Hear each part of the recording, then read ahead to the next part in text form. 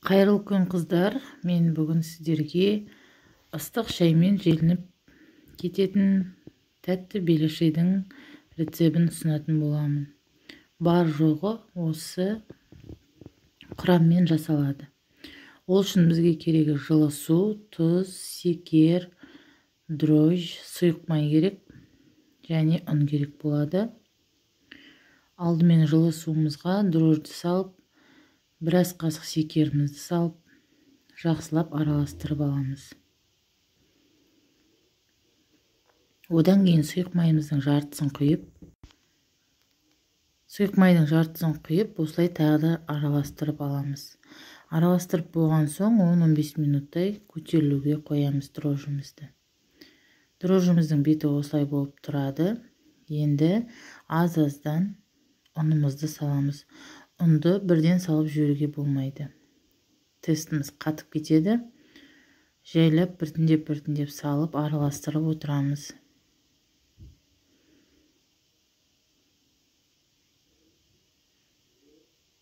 Құрамының барлығын описаниеге қалдырамын.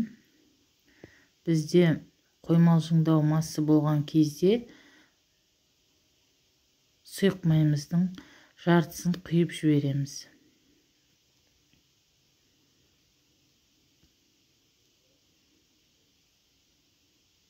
Енді қолымызбен басып, үстінен ұн салып, жұмсақ қамыр илейміз. Міне менің қамырым дайын, өте жұмсақ болды. Енді 1 сағат шамасында көтерілуге қоямыз. Нанымыз көтерілгенше ішіне салатын салмамызды дайындап аламыз. 300 грамм фаршқа 1 жуаны турап саламыз, татымына қарай. Бұрыш, тұз саламыз және үстіне аздаған су құятын боламыз. Суды құйғаннан кейін фаршты қуырып алудың қажеті жоқ. Осылай шикілей нанымыздың арасына салатын боламыз. Міне нанымыз көтерілді, жұмсақ болып. Егер бұдан да көп жасағыңыз келсе, ұныңызды 2 еселеп алсаңыз болады. Осылай шариктер жасап алдым. Үстінен басып, арасына фаршымызды салып, енді нандарымызды түйетін боламыз. Міне фаршымды салып қойдым пирожкидің арасына, белешейдің арасына. Енді ауыздарын бекітіп шығамын.